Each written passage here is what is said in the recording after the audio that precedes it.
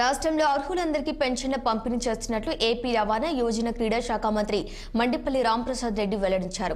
Rayachoti municipality పరిధి రాయుడు కాలనీలోని లబ్ధిదారుల ఇళ్లలోకి వెళ్లి మంత్రి పెన్షన్ సొమ్మును అందించారు. సమాజంలో అన్ని వర్గాల ప్రజల సంక్షేమానికి రాష్ట్ర ప్రభుత్వం కట్టుబడి ఉందని ఈ సందర్భంగా మంత్రి మండిపల్లి రాంప్రసాద్ రెడ్డి తెలిపారు. ఈ లక్ష్య సాధన దిశగా ప్రభుత్వం ఎన్టీఆర్ భరోసా పెన్షన్లను అర్హులకు అందజేసి వారికి సమాజంలో గౌరవప్రదమైన జీవితాన్ని కల్పించడం జరిగిందని పేర్కొన్నారు.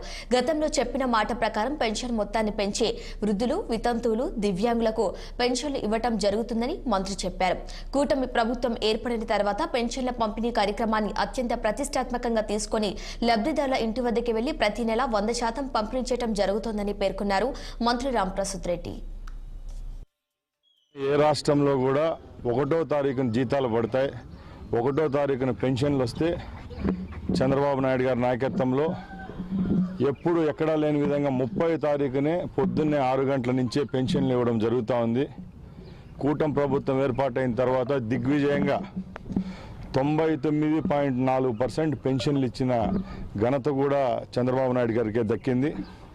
ముఖ్యంగా పేదవాడి కోసం పనిచేస్తున్న ప్రభుత్వం సంక్షేమము అభివృద్ధి 2 కన్నులుగా చూస్తూ ఒక పక్కల సంక్షేమ కార్యక్రమాలు ఇస్తూ రెండో పక్కల అభివృద్ధి కూడా ఏ విధంగా చేస్తే ఈ రాష్ట్రం 20 సంవత్సరాలు ముందుకెళ్తుందో ఆ విధంగా ఈ 5 సంవత్సరాలు చేసేదానికి మా ప్రభుత్వం అలాగే మా ముఖ్యమంత్రి గారు కార్యాచరణ రూపకల్పన చేయడం జరుగుతూ ఉంది.